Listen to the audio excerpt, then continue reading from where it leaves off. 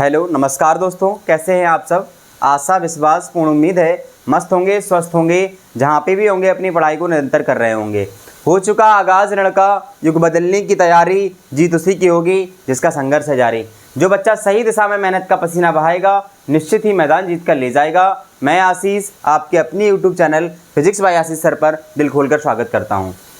जैसा कि हम सभी को पता है बेटा कि हम लोग बात कर रहे थे कक्षा 12th की, जिसमें हम लोगों ने 2 लेक्चर यानी 2 टॉपिक्स कवर कर लिए हैं। पहले चैप्टर का नाम था कूलाम का नियम एवं वैद्युत क्षेत्र, जिसके बारे में हमने फुल डिटेल्स में चर्चा की है।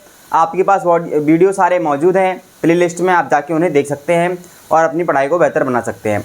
इसके बाद दूसरा टॉपिक जो था, दूसरा चैप्टर बेसिकली बोल सकते हैं, जिसका नाम था वैद्युत फ्लक्स एवं गॉस की प्रमेय। उसके बारे में भी फुल डिटेल्स हमने चर्चा की है, वो भी जाके आप प्लेलिस्ट में देख सकते हैं।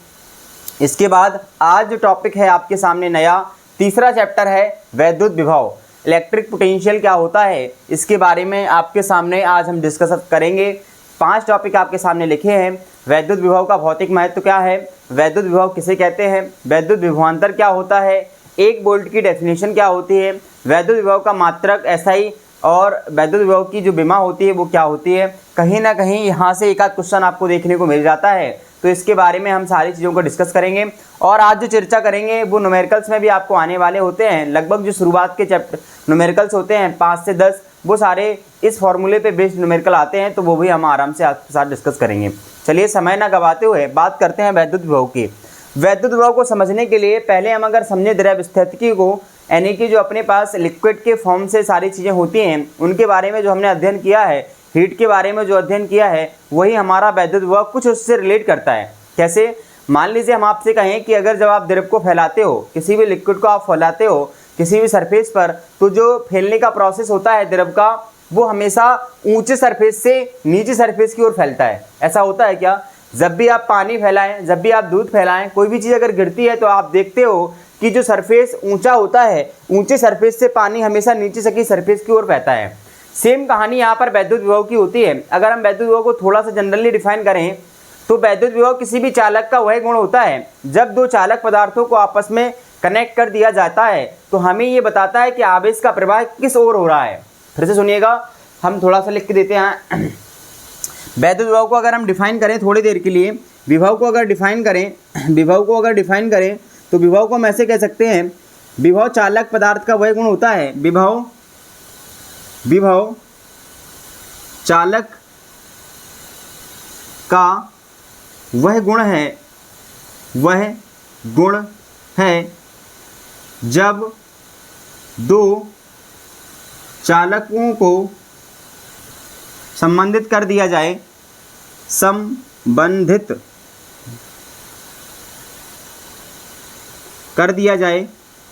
कर दिया जाए तो ये आवेश के प्रवाह का निर्धारण करता है। आवेश के प्रवाह का निर्धारण करता है। आवेश की प्रवाह का क्या करता है बच्चा? निर्धारण करता है। और अगर हम नोट की बात करें, यहाँ पे जो नोट है वो हमारे पास क्या है, पूछा जाता है कभी कभी, जैसे पानी ऊपर से नीचे की सरफेस की ओर बहता है, सेम कहानी हमारे पास ऐसा होता है कि जो धनावेश होता है यानी पॉजिटिव चार्ज होता है, धनावेश हमेशा उच्च विभव से निम्न विभव की ओर बहता है। उच्च विभव से निम्न विभव की ओर बहता है, जबकि ऋणावेश इसके विपरीत होता है। ऋणावेश इसके विपरीत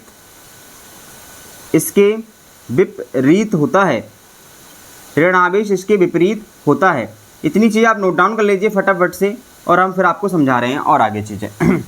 विभव क्या होता है, फिर से सुनिएगा। विभव किसी भी चालक पदार्थ का वह गुण होता है जब चालक पदार्थों को आपस में कनेक्ट कर दिया जाए, तो कनेक्ट होने के बाद हमारे पास ये पोजीशन आती है कि विभव यानी जो आवेश है वो कहाँ की ओर बह रहा है, उच्च विभव से निम्न विभव हो रहा है या निम्न विभव से उच्च विभव की ओर बह रहा है।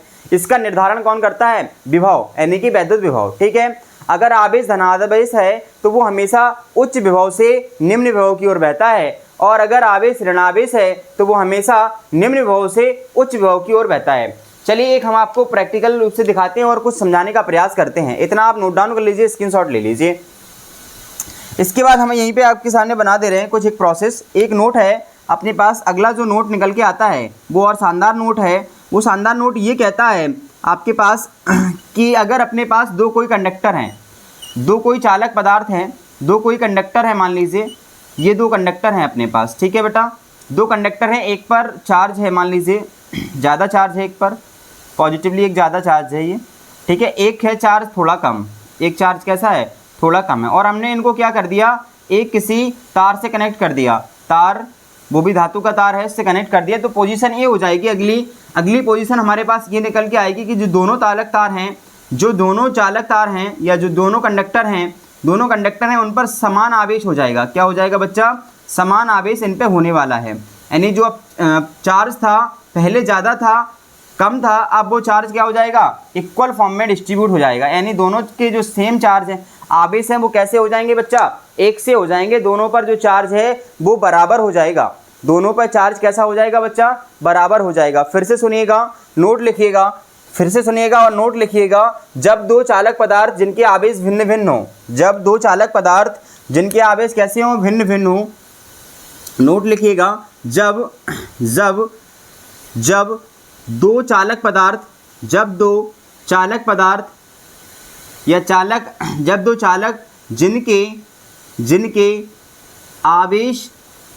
जिनके आवेश भिन्न भिन्न हैं,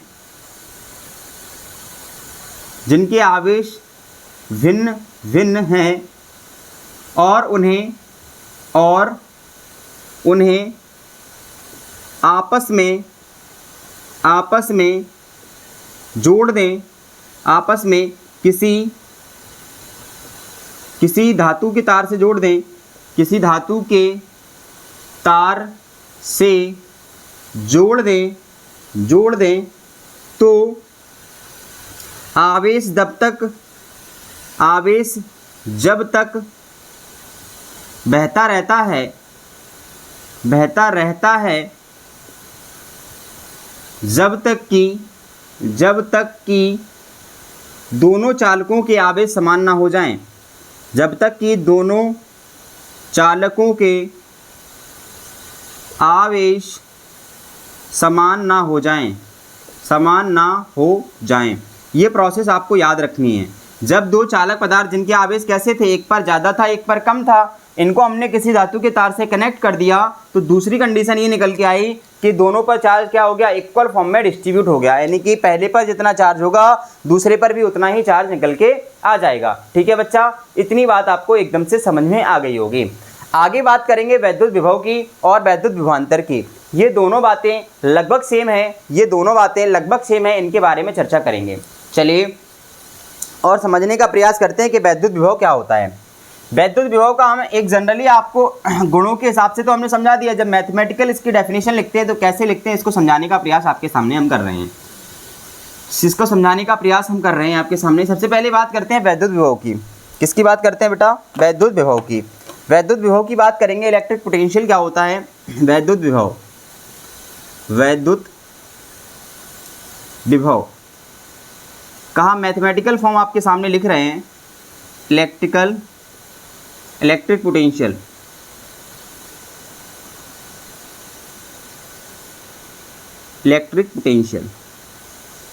चलिए देखते हैं, समझते हैं क्या कहानी है। कहानी ये है बेटा कि हमारे पास कोई एक चार्ज है, हमारे पास एक कोई टेस्टिंग चार्ज है या धनावेश है। एक हमारे पास चार्ज है Q0 परीक्षण आवेश, धनावेश है, और ये बेटा अनंत पे रखा है। कहाँ पे रखा है? अनंत पर ये रखा हुआ है, ये अनंत पर रखा है। एक कोई धनावेश है जो अनंत पर रखा है, उसको आपको किसी वैद्युत क्षेत्र में लाना है। कहाँ लाना है बच्चा? इसको आपको किसी इलेक्ट्रिक फील्ड में लाना है। मान लीजिए ये आपके पास क्या है? वैद्युत क्षेत्र है। क्या है? वैद्युत क्षेत्र है। ठीक है, वैद्युत क्षेत्र के किसी पॉइंट पर इसको उठा के लाना है। एक कोई धन परीक्षण आवेश है जो अनंत पर रखा है, उसको उठा के लाना है आपको किसी वैद्युत क्षेत्र में। तो आप इस धनिक परीक्षण आवेश को यहाँ पर वैद्युत क्षेत्र में उठा के लाओगे तो फ्री में तो आएगा नहीं, फ्री में तो आएगा नहीं। इस आवेश को आप स्थापित कर रहे हो यहाँ तक आने में, तो कुछ ना कुछ आपको वर्क डन करना पड़ेगा, कुछ ना कुछ आपको धनावेश जो है उसको क्या करना पड़ेगा, वर्क करना पड़ेगा कि नहीं करना पड़ेगा धनावेश को लाने में। तो मान लीजिए वो आपने वर्क डन कितना किया, W कितना वर्क डन किया, W इसमें आपने काम किया है। कितना आवेश लाए आप, सर Q0 लाए।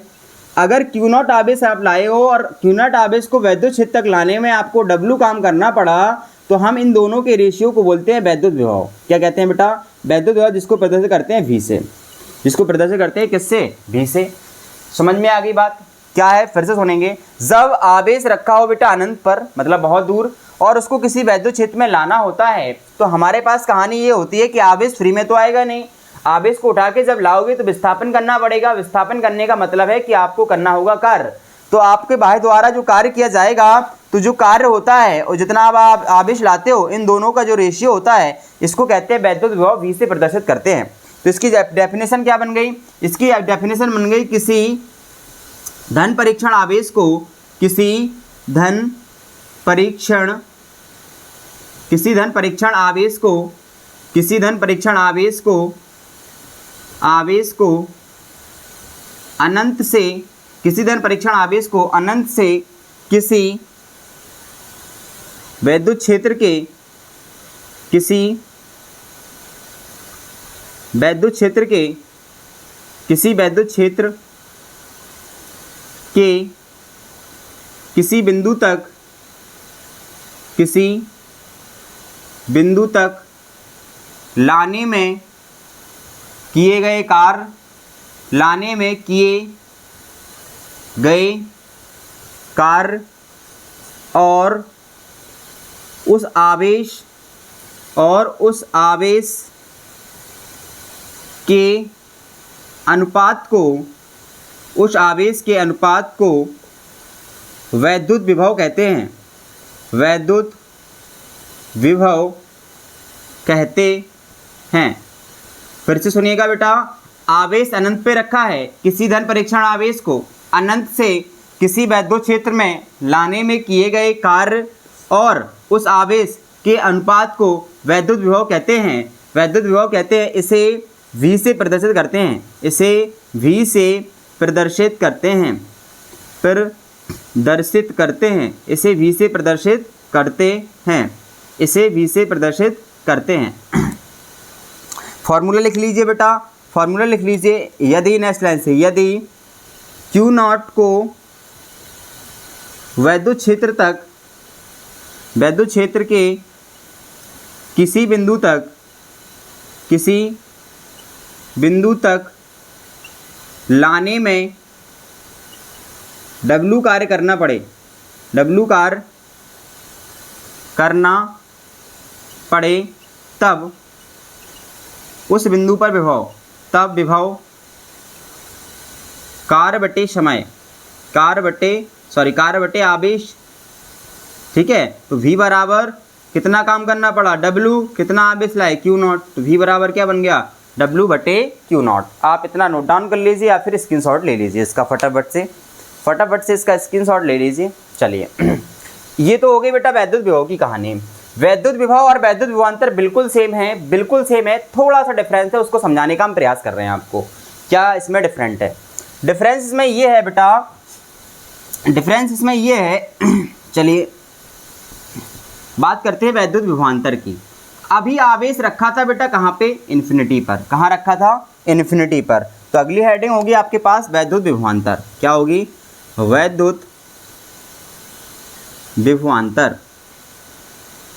विभवांतर क्या है, वैद्युत विभवांतर, electric potential difference, electric potential difference.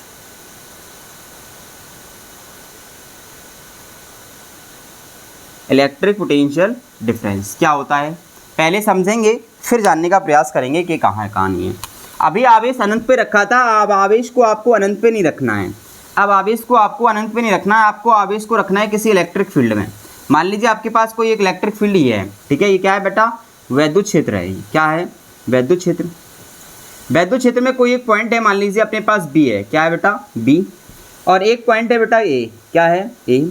यहाँ पर कोई परीक्षण आवेश रखा है, मान लीजिए क्यू नॉट, ठीक है। अब परीक्षण आवेश को आपको एक पॉइंट से दूसरे पॉइंट पर लाना है। परीक्षण आवेश को आपको बिंदु ए से कहाँ लाना है, बिंदु बी पर, ठीक है। बिंदु बी पर लाना है, तो बिंदु बी पर लाने के लिए आपको कुछ ना कुछ काम करना पड़ेगा, बोलो हाँ या ना सर, करना पड़ेगा।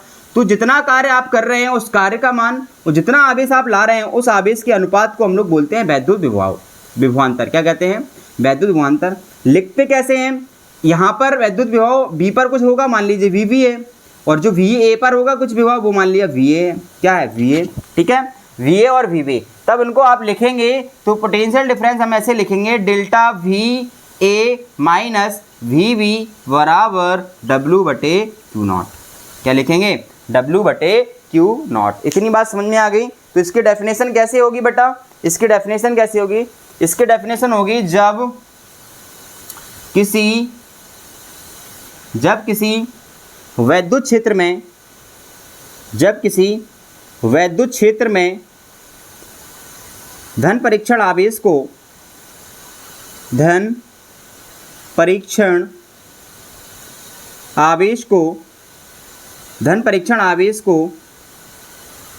एक बिंदु से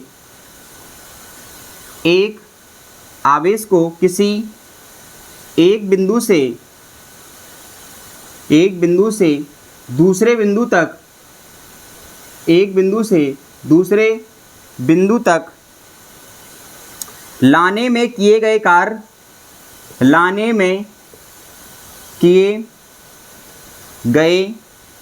कार्य और उस आवेश के अनुपात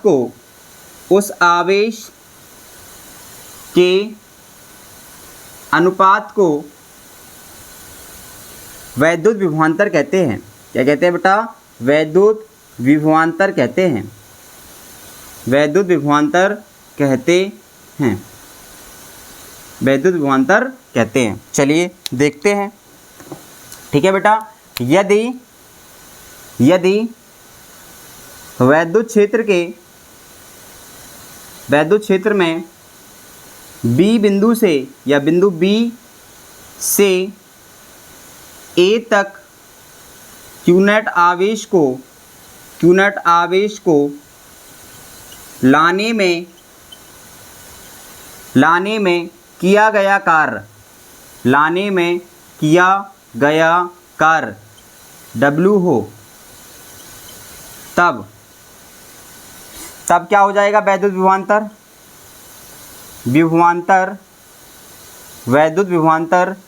we A minus V B बराबर डब्ल्यू बटे क्यू नॉट। क्या हो जाएगा बेटा, डब्ल्यू बटे क्यू नॉट। इतनी बात समझ में आ गई। देखिए अब वही जो हम लोगों ने पहले पढ़ा था वैद्युत विभव, उसी को हम बना सकते हैं। क्या, अगर ये वाला पॉइंट क्या हो जाए बेटा, इन्फिनिटी हो जाए, तो इन्फिनिटी हट जाएगा तो वी आ जाएगा कि नहीं, फिर से किसी वैद्युत विभव को, मतलब ये वाला जो बी है वो कहाँ हो जाए, वो इन्फिनिटी पर हो जाए, तो उठा के लाने में किया गया कार्य, और वही अब जो आपका आवेश है इनके अनुपात को क्या बोल देंगे, वैद्युत विभव। और ये क्या है, वैद्युत विभवांतर, ठीक है। ये आपका वैद्युत विभवांतर हो गया। इतना आप नोट डाउन कर लीजिए या फिर स्क्रीनशॉट ले लीजिए फटाफट से, फिर आगे बढ़ते हैं। चलिए अब हमने जान लिया है वैद्युत विभव और वैद्युत विभवांतर, दोनों बातें हम कर चुके हैं। एक वैद्युत विभव की कर ली हमने और एक वैद्युत विभवांतर की कर ली। अब हम चलते हैं वैद्युत विभव के मात्रक पर। पहले चलते हैं मात्रक पर और विमा पर, फिर चलेंगे 1 वोल्ट के विभवांतर की परिभाषा पर, ठीक है ना बेटा। ये पहले चलते हैं वैद्युत विभव का मात्रक निकालेंगे SI और हम निकालेंगे विमा। उसके बाद हम चलेंगे कहाँ पे आपका, उसके बाद हम चलने वाले हैं 1 वोल्ट की परिभाषा पर। तो हेडिंग होगी अपने पास, हेडिंग क्या होगी,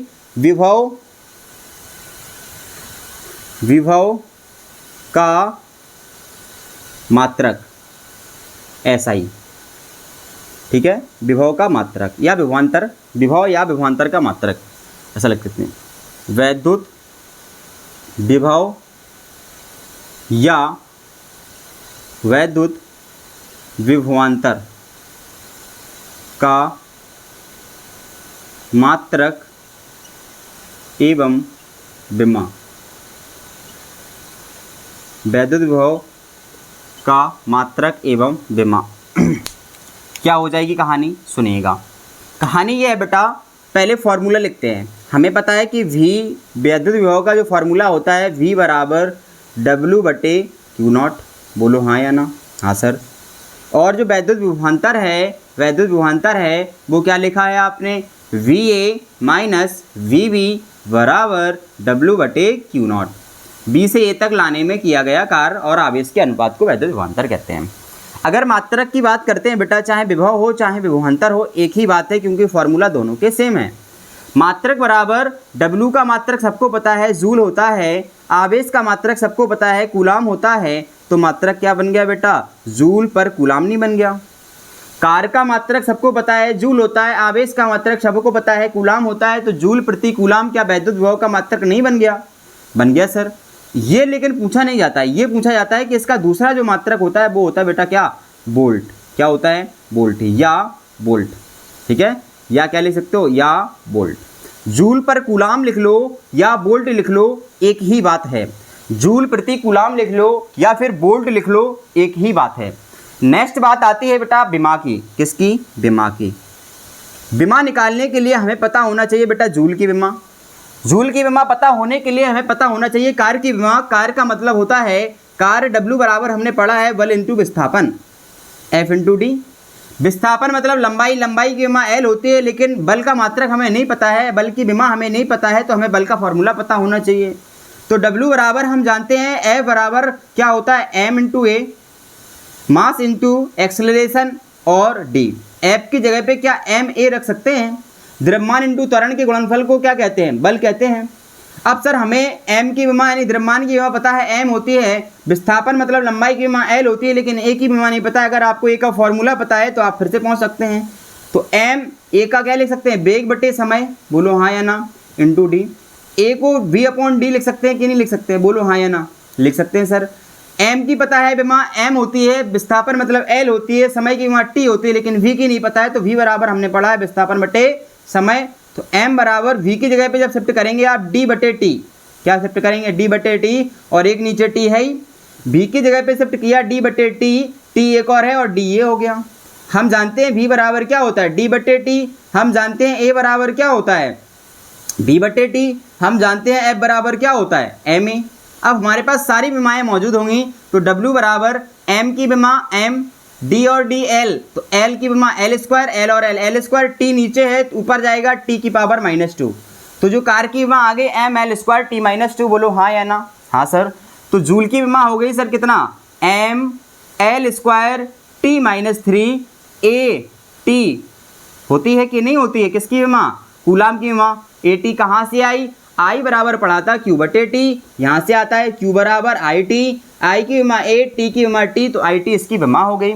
तो फाइनली जो विमा निकल के आती है वैद्युत विभव की, वो आती है m l स्क्वायर, T ऊपर जाएगा तो T -3 A -1। ये हो गया आपका वैद्युत विभव की विमा। इतनी बात क्या क्लियर है? इतनी बात अगर क्लियर है तो फिर आगे बढ़ते हैं और समझने का प्रयास करते हैं 1 वोल्ट की परिभाषा। इतना आप स्क्रीनशॉट ले लीजिए फटाफट से, इसका इतना स्क्रीनशॉट ले लीजिए आप फटाफट से, जल्दी से। हो गया। चलिए आगे बात करते हैं वैद्युत विभव की 1 वोल्ट की परिभाषा की। किसकी? 1 वोल्ट की परिभाषा। 1 वोल्ट की परिभाषा समझने के लिए हमें समझना होगा यहाँ पे फॉर्मूला थोड़ा सा, बस फिर हम समझ सकते हैं 1 वोल्ट की परिभाषा। ठीक है, 1 वोल्ट की परिभाषा कब हो सकती है? जब 1 वोल्ट हमें इधर करना है, तो ये दोनों यानी कि कहने का ये मतलब है, बहुत ध्यान से देखें बेटा, परिभाषा लिख रहे हैं 1 वोल्ट की। 1 वोल्ट, 1 वोल्ट कब हो सकता है? यदि 1 कूलाम यानी Q बराबर क्या हो बेटा? Q0 बराबर हो 1 कूलाम, और कार्य कितना पढ़ना पड़े? W बराबर 1 जूल। यानी कहने का ये मतलब है कि यदि 1 कूलाम आवेश को, यदि 1 कूलाम आवेश को अनंत से वैद्युत क्षेत्र के किसी बिंदु तक लाने में 1 जूल कार्य करना पड़े, 1 जूल कार्य करना पड़े तो उस बिंदु पर विभव का मान 1 वोल्ट होता है। क्या होता है? 1 वोल्ट होता है। समझ में आ गया बेटा? यानी कि इसको ऐसा लिखना है कि 1 जूल कार्य करना पड़े और 1 कूलाम आवेश हो तो जो विभव का मान हो जाएगा वो कितना हो जाएगा बच्चा? 1 वोल्ट हो जाएगा। ठीक है, समझ में आ गया? यदि 1 कूलाम आवेश को अनंत से किसी विद्युत क्षेत्र में लाने में यदि 1 जूल कार्य करना पड़े तब उस बिंदु पर विभव का मान कितना हो जाएगा बच्चा? 1 वोल्ट हो जाएगा। आई थिंक इतना ही चीज़ें आपको समझ में आई होंगी बहुत अच्छे से। तो आप रेगुलरिटी के हिसाब से वीडियो देखते रहिए। Regularity is the key of success, बार बार कह रहे हैं आपसे। अगर आप निरंतर पढ़ाई करना चाहते हैं, अगर एक बेहतर जीवन व्यतीत करना चाहते हैं तो आपके पास केवल और केवल एक मात्र विकल्प है, वो है पढ़ना। तो आप पढ़ाई कीजिए और अपने पढ़ाई को बेहतर बनाइए। मैं आपके साथ लगा हूँ। वीडियो अच्छे लगते हैं तो चैनल को सब्सक्राइब कीजिए, बेल आइकन का बटन दबाइए ताकि आपके पास नोटिफिकेशन आ सके, और वीडियो को ज़्यादा से ज़्यादा शेयर कीजिए ताकि हमारा भी मोटिवेशन बढ़ सके, क्योंकि यही मोटिवेशन हमें प्रेरणा देता है वीडियो बनाने के लिए। तो इसी तरीके से पढ़ते रहिए, छोटे बच्चों से प्यार कीजिए, बड़े लोगों का सम्मान कीजिए, अपना व्यक्तित्व इस तरीके से विकसित कीजिए कि लोग आपके साथ रहना पसंद करें। Thank you so much, all the best.